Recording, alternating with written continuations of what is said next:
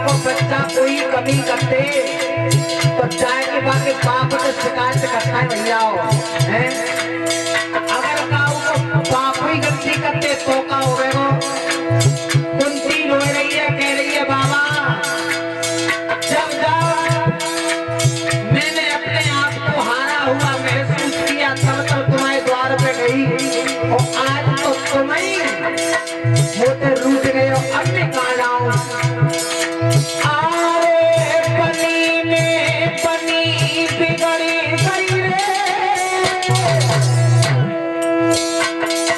आरे कोई कहियो कोई समझाई ना समझ तो सब विधि लुटी गई रे। अरे कोई दियो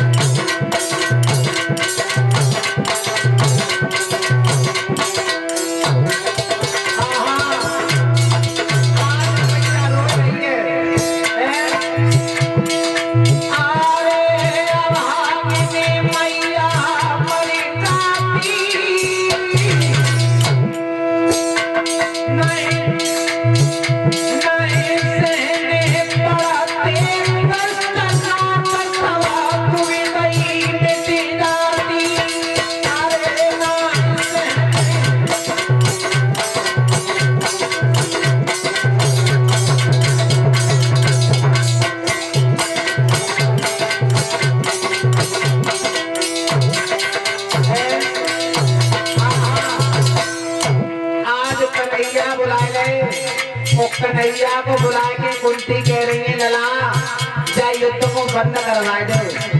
जब कल के युद्ध में भी 5 ही नहीं रहने तो मैं राज्यपात को करूंगी का है।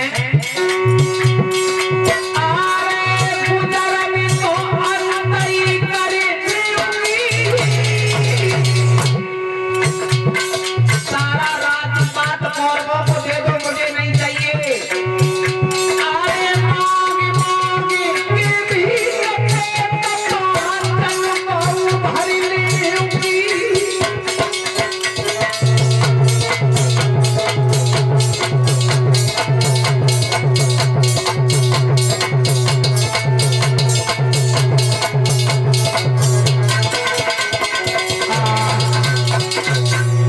कन्हैया जा युद्ध को बंद करवा दो। कन्हैया बोले बुआ तुम जी कहो कि भीष्म बाबा के सामने हम लड़ जाएं तो इतनी सामर्थ्य हमें तो है ना।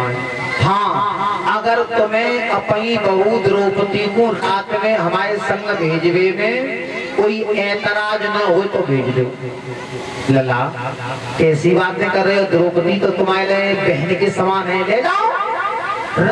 एक बात और बताऊं भगत जी, 18 दिन युद्ध चला था महाभारत का और 18 दिन में 3.5 जीव ऐसे थे जो सोए नहीं थे। को पहले कन्हैया सवरात यही गणित लगाते रहते, कल को मरवानो और को बचवानो। दूसरी द्रौपदी दुर्गे के अवतार थी, खप्पर खाली था, सारी रात जगती थी। तीसरे कौन थे? भीष्म बाबा। बेकाय के लिए जगते?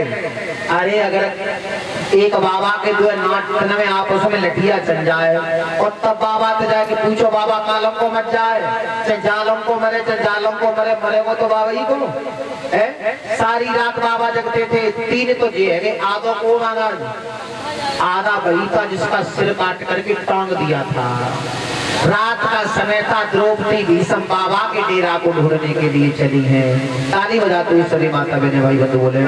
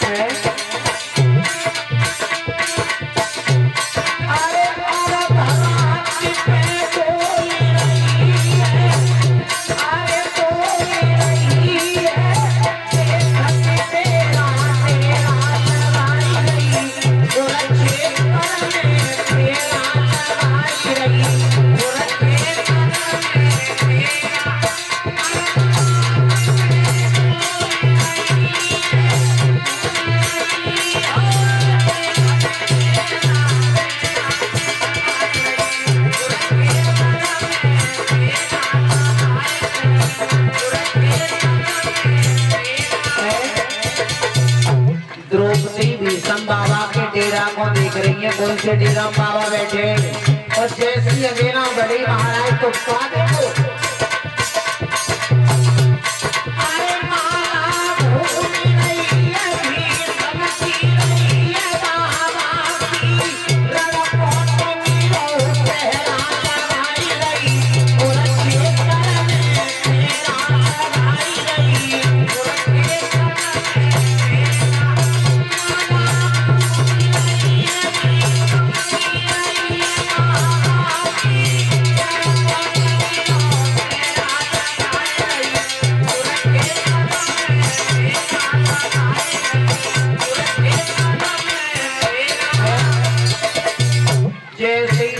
द्रौपदी ने डेरा को पर्दा हटाए कि तो बाबा माला घुमाए चुपचाप लौटे कन्हैया जाई गए डेरों में बाबा जाई में कन्हैया बोले जा और चुपचाप जाए के बाबा के पांव पकड़ लिए।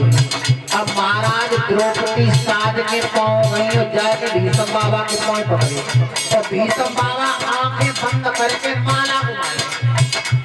आंखें तो मैं खोली जैसी काऊ ने पांव छुए तो भीष्म बाबा ने कौन सा काम किया।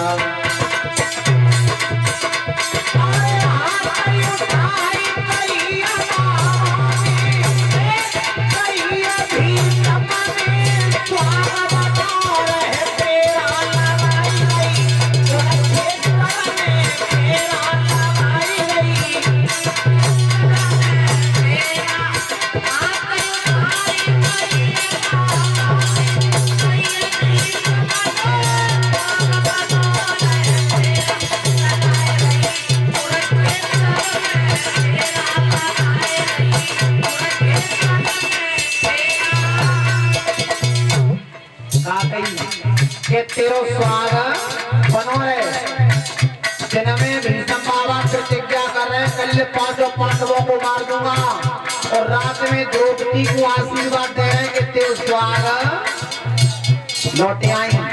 कन्हैया बोले कहा कही बाबा ने एक कही गाई बोले तो जी गई कि तेरो स्वागत बनो रहे।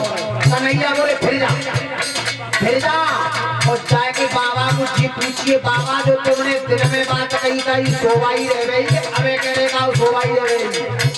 द्रौपदी गई द्रौपदी ने आवाज लगाई अब बाबा और जैसी द्रौपदी की आवाज भीष्म बाबा के कान में गई बाबा माला घुमारे एकदम माला हक द्रौपदी तू क्या कर रही है। जब आज बाबा ने जी पूछे आई हूँ तो तुमने दिन में बात कही कही शोभाई रह गई क्या मैं कह रहे का शोभाई। बाबा बोले जी बात तो कोई बताऊंगा बाद में पहले मेरी बात सुन ले।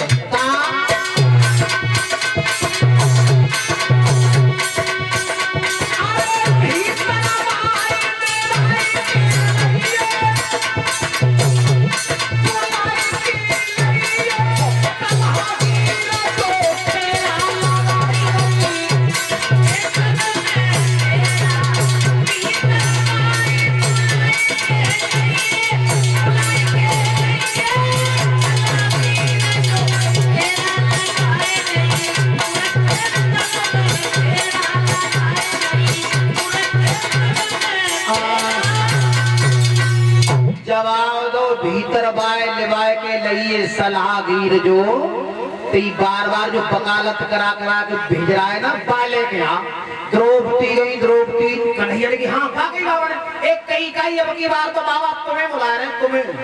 और जैसी कन्हैया ने सुनी के बाबा हमें बुला रहे हैं पैरों तले पृथ्वी खिसक गई। डरते डरते गए बाबा कछु कह रहे कछुआ कह रहे का पूछवा रहे तुम द्रौपदी पे हम का पूछवा रहे तुम्हारे घर की बात है तुम्हारी बहू है जो पूछ रही है सो बताए ना तुम। भीष्म बाबा ने कही बात तो जो मैंने अबे कही कर सोई रहे लेकिन एक बात बताओ कन्हैया जब ये द्रौपदी अग्निकुंड से निकली थी और तब इनके साथ में दिव्य चट्टी आई थी चप्पलें ये बिना चप्पलों के अगर पृथ्वी पे चलती तो पृथ्वी बाहर से नहीं कर पाती। एक बात बताओ जब जी मेरे जोरों तक आई और तब जाके चप्पलें कहाँ आई। कन्हैया ने पकड़ने में तब चप्पलें निकाल के दे देंगे ले प्रभु जी। एक बात बताओ जब इसके पैरों में चप्पलें नहीं थी अगर चप्पलें पहन के आती तो उनकी आवाज सुन के मैं पहचान लेता ये द्रौपदी है। इसका भार किसने सहन किया? कन्हैया बोले मैंने अपने सिर पे भार सहन किया है।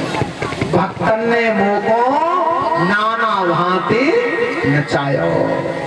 जवाब दिया कन्हैया, याद रखना तुमने मेरा पेड़ तोड़वा दिया और कल के युद्ध में मैंने तुम्हारा भी पेड़ नहीं तोड़वा दिया तो मुझे भी गंगा पुत्र भीषम मत कर।